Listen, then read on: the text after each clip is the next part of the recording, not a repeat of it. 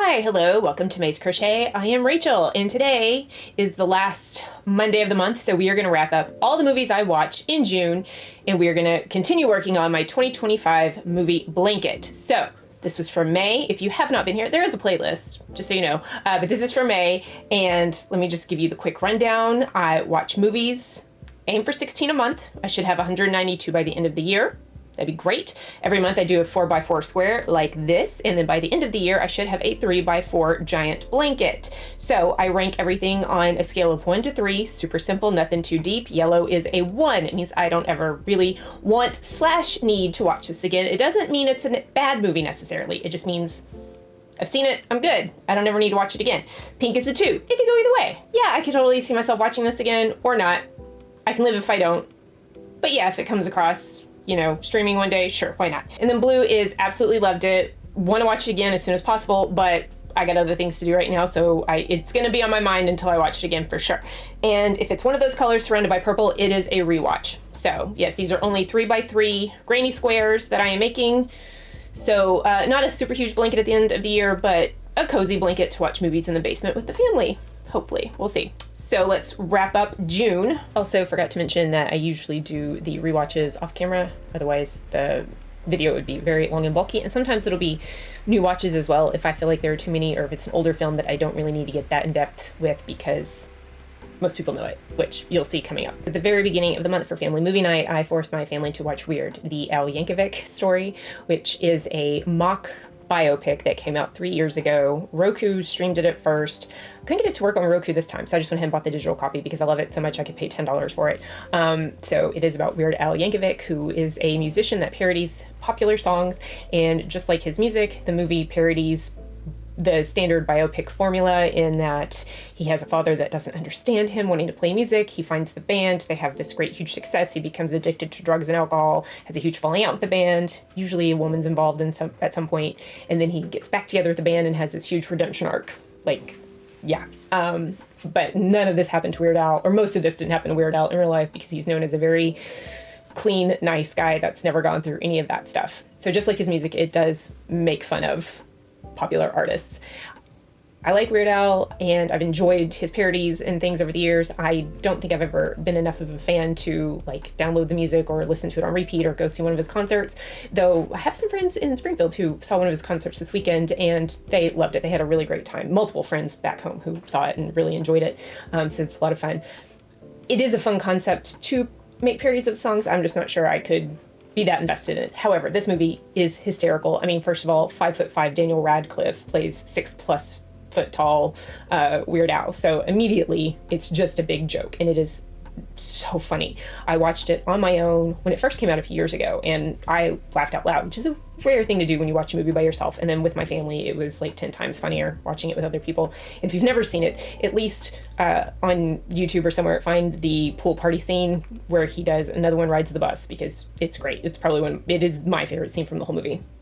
That's Weird, the Al Yankovic story. So next up is a movie from earlier this year that I watched, mainly because it was very short. I'm not lying. It's not that I had a huge interest in the movie, not that I had a disinterest in the movie, but it is Last Breath with Woody Harrelson, Simu Liu, and Finn Cole. Duncan! Dave! I can't see you!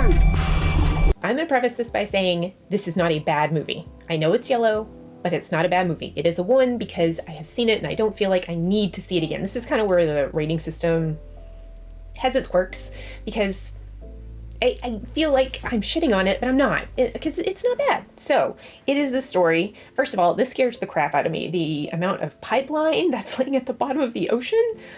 How did we do that? Scary. Anyway, this is a story of a guy named Chris who ends up going down to work on the pipeline. They kind of make it seem like he's not a first-time diver. He's definitely been down before, but this is his first time going that far deep to work on the pipeline. And he ends up getting stuck down there. He has 10 minutes of emergency oxygen, and then he's out. So he's in a craft with Woody Harrelson's Duncan and Simu Liu's Dave.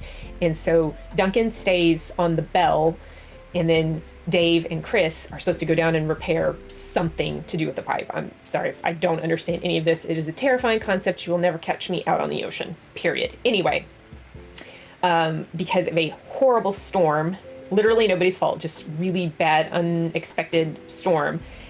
The ship that they're attached to rocks, the ocean rocks, everything rocks, and Chris's line gets snapped. So it is a matter of going to rescue him or recover a body at that point. He is down there for, I think, a total of 45 minutes. Obviously, there's some setup and some after stuff, but it is I think, 90-minute movie altogether, which is one reason I chose it. I really needed to get started with my movies of the month, but I was like, something short.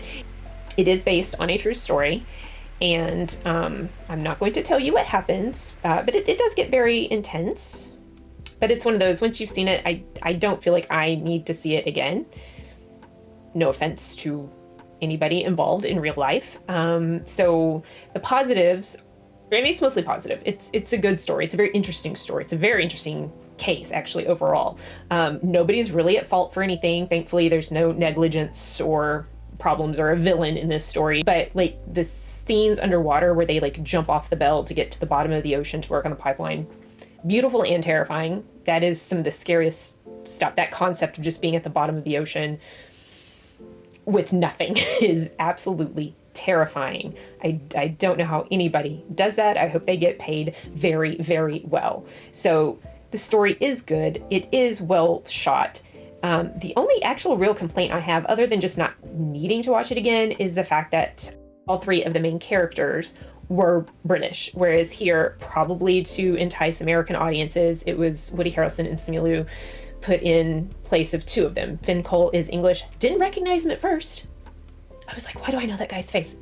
It's Michael Gray from Peaky Blinders. So I'm like, oh, without the hair and the costume, completely different person almost. Anyway, I kind of wish they had stuck to, I don't want to say a lesser known British cast, because I mean, that's a relative term, obviously, but since it's such a short film, I don't feel like Woody Harrelson and Simu Liu are given enough to do to make me think that they were their characters. They definitely tried. Like, Duncan's being pushed into retirement, and Dave is like this really tough, grumpy diver guy who all he cares about is getting through the job and getting home to his kids. But overall, I pretty much just saw those two actors in the roles. And it's not their fault. It's not they're not good actors. It's just that I don't think there was enough time to give them more to do with being different characters. So I don't want the movie to be longer. I just feel like maybe keeping them all British would have helped the story, or would have helped the film overall, but maybe it wouldn't have gotten more American audience attention. I don't know. I understand why they did it, but I don't think it worked personally. So that's Last Breath. Again, not a bad movie at all. Very interesting story, very interesting outcome. Had a couple small minor problems, but nothing horrible. But I just don't feel like this is something that needs to be revisited for me, personally speaking. So that's that. So for this next one, I do apologize in advance. Look, I understand what it means to have a quirky sense of humor and to like things that are very oddball.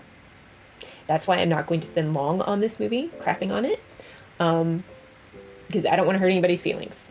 It just wasn't for me. Monty Python and the Holy Grail. I'm sorry. Okay, look, listen. I have been surrounded by people most of my life who love Monty Python. I am just not into it. I don't get it. I'm sorry. I tried. I really tried. Now, I've never really tried that hard, to be fair. I did see bits and pieces of things here and there. I know some stuff that's definitely made it into pop culture over the years. I just never sat down and gave it a full chance, and now I have, because I think they're all on Prime right now. All their movies are on Prime right now, and maybe even The Flying Circus. Was it a show? I don't know. I'm sorry. Anyway, so I finally did watch all the way through Monty Python and the Holy Grail. It's just not for me. So I'm not going to sit here and crap all over it. I think it's overhyped at this point for me by now. And I have tried over the decades to get into it. And now that I've given it my full attention, it's just not there. And I do think some of the stuff went on a little too long. That's all I will say about it, because I know what it's like to have something you really, really love. And then somebody's like, oh, that's stupid. I'm not going to do that. I'll just say it wasn't for me. And I'm not going to try any more. I'm done. Okay, that's it. And then lastly, I did take the girls to see the new live action How to Train Your Dragon.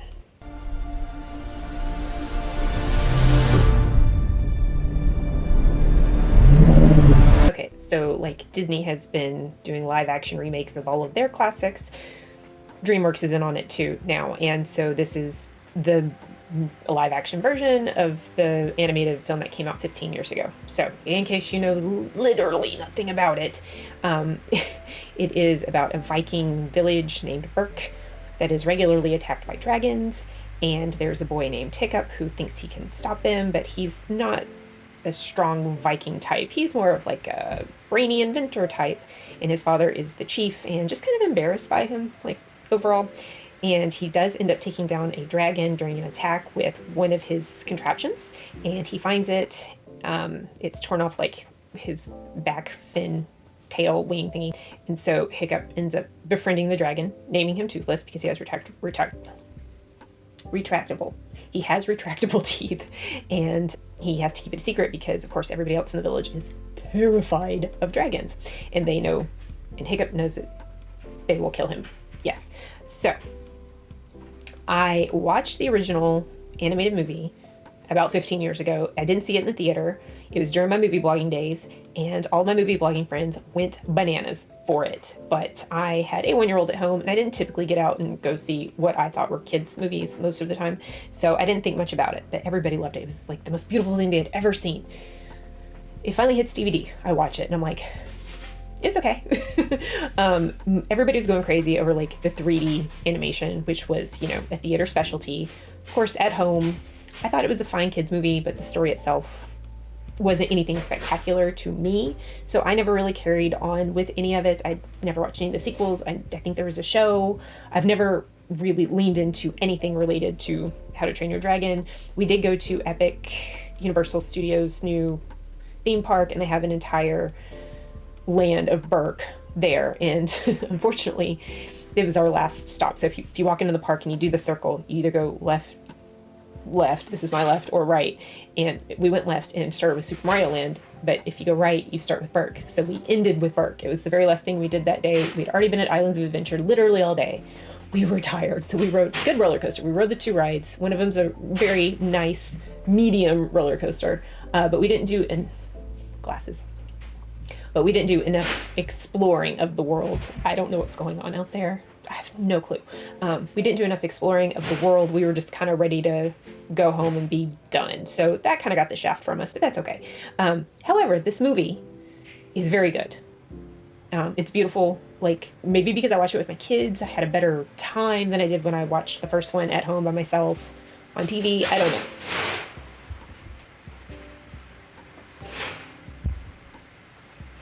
What the hell? Anyway. Hopefully there's still a house out there. Don't know what they're doing, but anyway, so I thought it looked great. I didn't remember anything from the first one. Turns out it's the exact same story. Like, Disney usually changes something or a lot of their stories from the original, especially the older things that have not so great themes to them. Apparently this is the exact same story, because I looked it up when I got home, and yeah, it is the same plot and everything. I'm like, okay, so it was almost like watching a brand new movie to me. I mean, it was watching a brand new movie, but like, even though it was the same movie, it was new because I don't remember anything from 15 years ago about it. Anyway, it was good. Had a good time. I thought the dragons looked great, especially Toothless. And yeah, I didn't have any hopes for it except that Gerard Butler would reprise his role because, I mean, how could you not? And he did. So there's that. So live action, How to Train Your Dragon. If you're a massive fan of the original IP, the animated stuff, I don't know how you feel or would feel about the live action version, but I liked it because I had zero stock in the original stuff. So it was great for me. Had a good time. Yeah, really enjoyed it. That's it. Okay, for this next segment, you've got Rachel standing up after dark. My back was hurting, so I'm not walking on the walking pad, but I am standing. That's an improvement, right? Anyway, so I have 3 rewatches, all already made and 1 new to me. So let's go through the rewatches. So first, we decided that our children were ready to experience the world of Christopher Guest and his mockumentaries from the mid 90s up through the 2000s, early 2000s. We'll eventually go back and do This Is Spinal Tap from the early 80s, but someone tried to start me off with that many years ago and I wasn't vibing with it. Then I watched all of the others and then I went back and now I really do love This Is Spinal Tap, but that's for later. Anyway, starting off with Waiting for Guffman from 1996, I believe, about a very small town in Missouri, putting on their big celebration for 125 years. And the crown jewel of this whole event is going to be a play about the town's history, a musical written and directed by a very charismatic, quirky man, and the entire troupe of community theater actors that get involved. It's so much fun, especially as a theater kid. I love this movie as a theater kid who was very much involved in community theater in a small town. Not quite as small as the one in the movie, but love it. So much fun. Okay, so next I was scrolling around looking for something to watch, and I was on Prime, and I realized that I never did watch Bill and Ted Face the Music from 2020. Now, I adore Bill and Ted's Excellent Adventure from 1989. Of course, I was a kid when I watched it. I had a poster on my wall. They were hilarious. Obviously, it's riddled with plot holes, but as an adult, I do believe that my absolute favorite thing is just trying to imagine Ted's little brother Deacon having to take Napoleon Bonaparte out with his friends. Like, what was the conversation there that he called up his girlfriend and said, hey, meet us at the bowling alley and bring a friend. And she's like, why? And he's like, I've got Napoleon Bonaparte. I mean, did he tell her what was going on? I can't stop thinking about that. But you know, they go back in time, get classical historical figures, and bring them to the present so they can pass, surprisingly, the one class they're failing? History? Really? That's it? I don't know. Okay. Pass history class and not get sent to military school, apparently. So, love it. Do not love Bill and Ted's Bogus Journey because it's just dumb. I mean, the parts with death are kind of funny. Otherwise, I mean, aliens and robot aliens and just like really, really boring and bad and dumb. And all I really remembered of it was them playing Twister with death. So did I have high hopes for Bill and Ted Face the Music? Obviously not. It's been like 30 years. Come on. Was I pleasantly surprised though? Bill, we've spent our whole life trying to unite the world. And I'm tired, dude. Ted, we have a destiny to fulfill. No, I was not pleasantly surprised or proven wrong or anything of the sort. So in Bill and Ted's Excellent Adventure, they have to pass history. George Carlin's sent back in time to make sure they pass the history class and give them the phone booth and everything. If you haven't seen it, watch it. It's fun. Because they are going to create music that will unite the world thousands of years in the future, where George Carlin's from. And so come time for Face the Music, it is now like 30 years in the future, and they have not written this song yet. And they are trying everything in their power, and it's not working out. And the princesses, who are women they picked up in medieval England in the first one and married in the future, their future Bill and Ted's present. Anyway, they're getting tired of their BS and are getting ready to leave them. They each have a daughter, Billy and Thea, who are just about as clueless as their dads, pretty much. So Bill and Ted decide to take the machine and go into the future because they are given until like that night, like an hour and 20 minutes, basically the rest of the run of the film, right? And from the future overlord person, because all this makes sense. They're taken in the future and they're like, hey, you have a little bit of time to figure this out. Otherwise, this woman's going to send an assassin to kill them, which she doesn't mention when she's like, you only have like an hour and 20 minutes to figure this out. So they decide to take the machine and go like a little bit into the future, like past the hour and 20 minutes to see what they wrote, because clearly they would have had to if the future continues, right? I mean, it does make sense. Unfortunately, it doesn't work out, and none of the thems they encounter have the song, which doesn't make sense to me, but I also feel like they were trying to, I was very confused. I feel like they were maybe trying to put in that there was a multiverse situation going on and that the ones that they were seeing were the ones that failed and getting worse and worse and worse. Maybe I was very, very, very confused about that part. Anyway, while this is going on, their daughters take a different time machine and go into the past because their dads are going to need a band to eventually play this perfect song that's going to unite all of humanity. And they grab like famous musicians, you know, like Mozart and Jimi Hendrix and Louis Armstrong. And it's like, okay, that's a plan. Overall, it was just boring. I mean, it was dumb. Yeah, I can handle dumb. No worries there. I do like the first one. I do love the first one, as a matter of fact. Mainly based off nostalgia, admittedly. But it was just really dull. The princesses are also off trying to find a version of their lives with Bill and Ted that they can live with. I don't know. It was too much going on with nothing really happening. And the humor was not spot on. And it was just, I'll say it was just really sad seeing these men in their, I don't know, what are they? What are these guys are in their 50s? Somewhere in their 50s. Pretty much just playing the same characters that they played, over 30 years ago with zero maturity. And I'll say it, Keanu Reeves without a beard these days is very unsettling. I do not like it. So overall, yeah. I mean, I honestly watched this movie like a week ago and I have no idea what happened. I mean, I know what happened, but like, I know the ending, but I don't remember the majority of it. Not there's a whole lot to it. I just don't know why they made it. Like, we didn't need this. We didn't need Bill and Ted's Bogus Journey. We absolutely did not need to come back to these two characters 30 years later because it just doesn't work. It really is a different time. And that kind of, I mean, yeah, there's always going to be dumb humor, but this was just a completely different era in film and cinema that these two started in. And to try to bring them to 2020, no, I don't know whose idea this was. Frankly, I am genuinely surprised that Keanu Reeves even agreed to do it. But I mean, I don't know. I mean, he's at the height of his John Wick era, so I don't know. It was bad. So that is it for this block. Bill and Ted's Excellent Adventure. Yeah, it's all nostalgia based because sure, too many plot holes, but we're just gonna pretend nothing came after that. Bless you. And that Bill and Ted, they passed their history class and went on to write the perfect song like the next day and save all of humanity, and that these two movies just don't exist. Yep. Okay, cool. Agreed. Great. See you later. Okay, hi, hello. Once again, it is after dark. I cannot seem to focus during the day sometimes, and so that's why we're doing this once more at nighttime. Sorry for the all black. I know it kind of blurs out my face, but I don't care. I don't. Anyway, once again, I have 3 rewatches and a new to me film. Last week I saw on Peacock that they are now streaming the Edgar Wright Cornetto 3 Flavors trilogy, which would be Shaun of the Dead, Hot Fuzz, and At World's End. It's just a joke where like the ice cream treat in Europe is featured in the film somewhere, one of the different flavors. They really have no other connection other than the actors and the writer and director. So all 3 star Simon Pegg as the main character and Nick Frost as a friend or a soon-to-be friend or a former friend who is coming back around to being a friend again, depending on which movie it is. And love Shaun of the Dead. I definitely feel it's much more for nostalgia at this point from when I saw it in my mid-20s, so like literally 20 years ago. End of the world, zombie apocalypse, Shaun, played by Simon Pegg.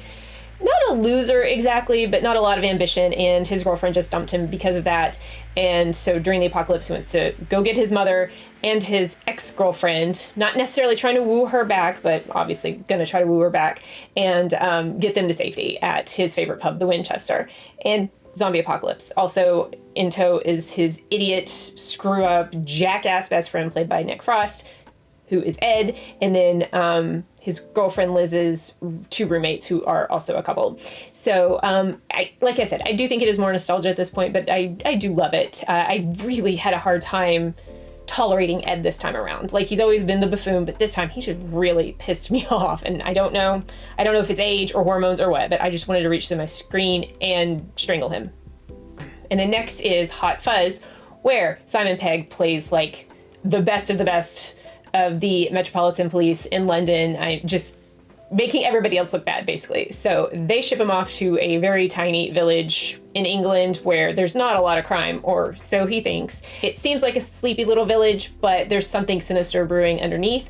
I have to say, I have, with age, a far greater appreciation for this movie than I did when it first came out in, I think, 2007. If you've seen it and you know what's going on, I now live in a neighborhood with an HOA, a homeowners association, which is not terribly different from the Neighborhood Watch Alliance in the movie. I could see it. I could see some of my neighbors fitting right in. I'll just say that. I don't want to give anything away, but I could see it. If they thought they could get away with it, I could see it happening. So really appreciate this movie so much more 18 years later, now that I am far more grown up and I deal with some of the stuff that I deal with for the greater good. And then the last of the Cornetto trilogy is The World's End, which is about a group of 5 friends who are finishing, I think it's secondary school, when you're like an adult and you're done, you can go to university or not. Anyway, in America, it's high school, so I'm not 100% sure. But the night they graduate, they're supposed to do a pub crawl, 12 pubs, a pint at each. They don't make it. A couple of them leave at various times early on, and then the last 3 guys just end up not finishing it and going off and doing something else and having a good time. But Simon Pegg plays Gary, I think it's his name, and that's like the perfect night to him. It's what he's thought about. And now, like 23 years later, somewhere in there, that is like the pinnacle. Like, he completely peaked at that point of his life, and he wants to kind of go back and reclaim his glory because his life is not going well at all, but he also never grew up and took responsibility for anything he ever did. Where the other 4 guys have jobs and families and are actual adults. He does convince them, it takes a lot of convincing to get them to go back to their village and do it, and then when they get there, something's going on, and it ends up being robot aliens. Yeah, I'm just gonna go ahead and say robot aliens. We saw this movie, we were very excited for it because we really loved the first 2. We saw this one when it came out in the theater, 2013, have not watched it since. Always meant to. Brad fell asleep. Like, I think we were at the Late Show. He straight up fell asleep. I remember the general premise, but not a lot about it, but there really wasn't a lot about it to remember. The humor wasn't there. It was a great cast, but it just fell flat compared to the first 2. And again, like, the robot alien people end up chasing the 5 guys through the village, and it just felt like Shaun of the Dead, only with robot aliens instead of zombies. And it just didn't work this time around. So that is Edgar Wright's 3 Flavors trilogy. Again, they're not really connected. It just, the Cornetto makes a show somewhere in each of the films. So lastly, the only new to me movie in this block, scrolling Netflix US, and I saw that they added Barbarian back from 2022.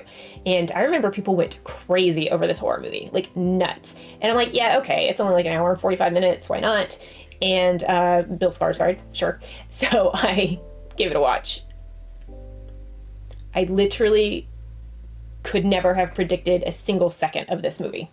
Are you sure you have the right place? Yeah. What am I supposed to do? Why don't you come inside and we'll call these idiots.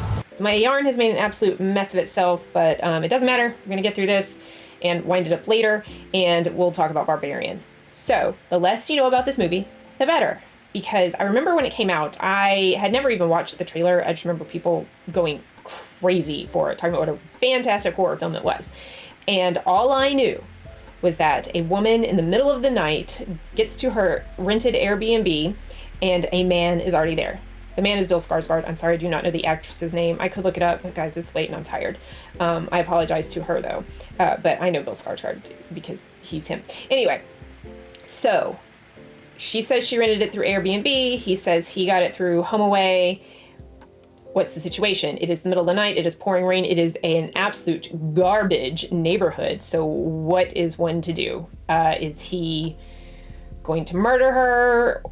Is there someone plotting to murder them? What's going on here? And that is all I'm going to say about it, because where it goes, never in my wildest dreams could I have imagined what was happening. It does present itself, or what I had heard about it, very much presented itself more as just like a mystery thriller suspense, but it is straight up horror. So if you don't like horror, do not watch it.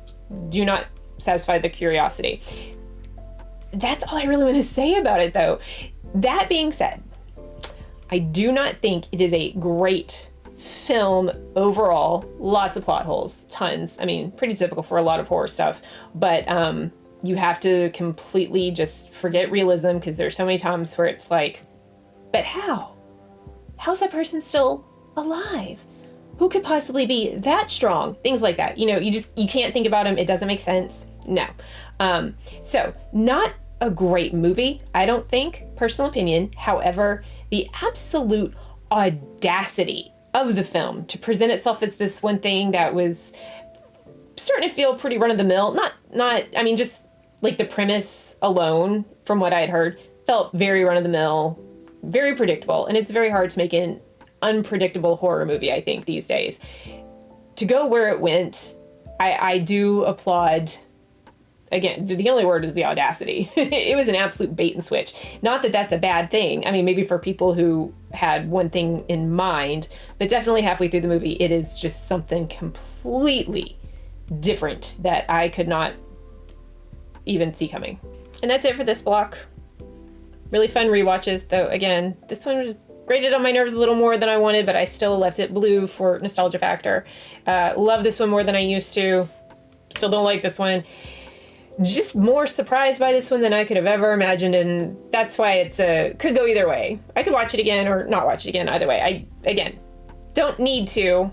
Wasn't a great film, but yeah, I'm not going to repeat myself a million times. It is what it is. Okay, that's it for now. My deepest apologies, but this last section is just going to be in voiceover style. I am hot and sweaty and tired. It is Monday afternoon, very late on Monday afternoon. I spent the morning editing the first 3 blocks of the video. I still had not filmed the last block of the video yet. I'm like, yeah, later. And then I went and did some stuff outside and got just really nasty and sweaty. And I just don't feel like being on camera right now.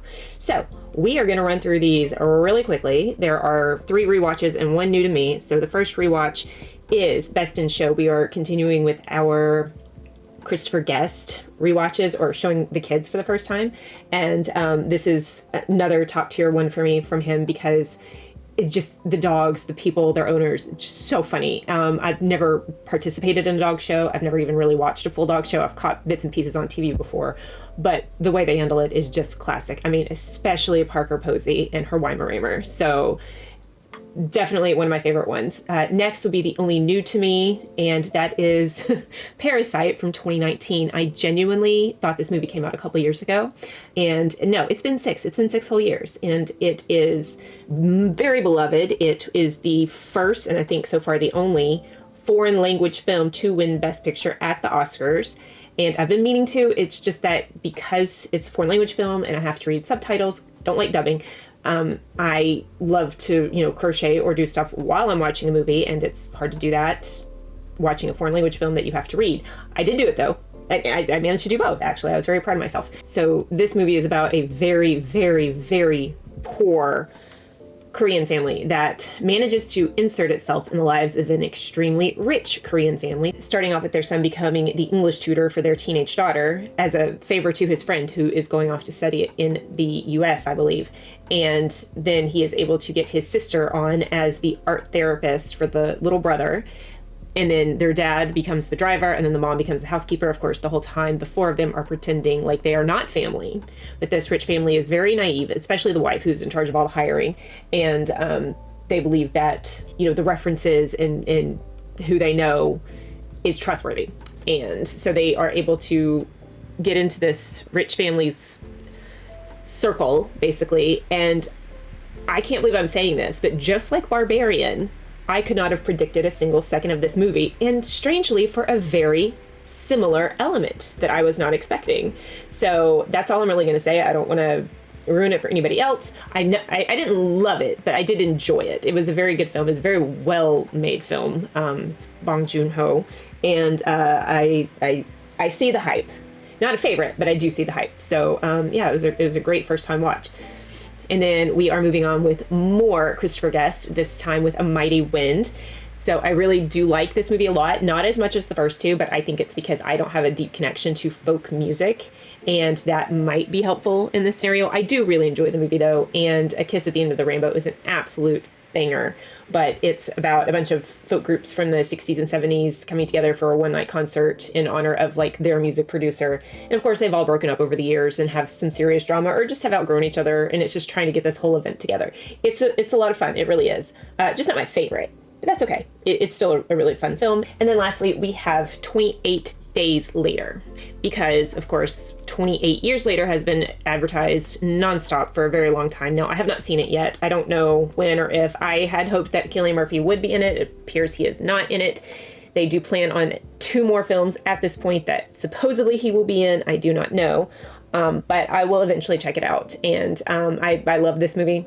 Yeah, it is probably the first time I really got into anything zombie related. Of course, there are arguments on whether or not these guys are zombies or not, but and of course, first time I saw Cillian Murphy, and it's been a 20+ year obsession with that man. Can't help myself. Anyway, absolutely love it. And that's it. I'm wrapping up because June was a lot. I always think, man, June really goes by, but I sat down and took stock of June this year, and it started with the first week me doing a severe deep clean of the house, and there's always adjusting to the girls being home for summer break and trying to find stuff to do here and there to make sure they don't go stir crazy in the house. And then on top of that, adjusting to their new summer dance schedule, because it's always an adjustment. And then there's Brad's birthday, and there's my birthday, and then there's our anniversary. And then he is the program director for his residence in his department. And so then there's graduation night. Not that I have a big hand in that, but that's what I made the dress for. And I was so locked in on that dress for a couple of weeks that it took up a lot of attention. And then as soon as those residents graduate, we just had it this past Saturday, having a big party to invite and welcome the new residents who will be starting, and just to give them a nice relaxing space to meet everybody and talk and everything before they get started next week. So I feel like that's a lot already. And then we had that massive heat wave last week that made me want to do literally nothing. And on top of all of it, I have jury duty. So far I've not had to go in, but there's that anticipation of having to call every night at 5 o'clock to see if I have to go in the next day or not. Hasn't happened yet. So that's it. And that's why this has been my lowest new to me film watch so far. Only 6. It is the lowest I've had. And it's just because doing rewatches is easier when I'm busy, because obviously I don't have to put as much into it. And I've had a lot of rewatches that I haven't seen in years. So it actually feels good to get back to some of those. Anyway, I will try to do better next month. We'll see. With jury duty, who knows? But thank you so much for watching. I am sorry I kind of crapped out at the end here, but like, comment, subscribe, all the YouTube things, and I will see you in the next one. Bye.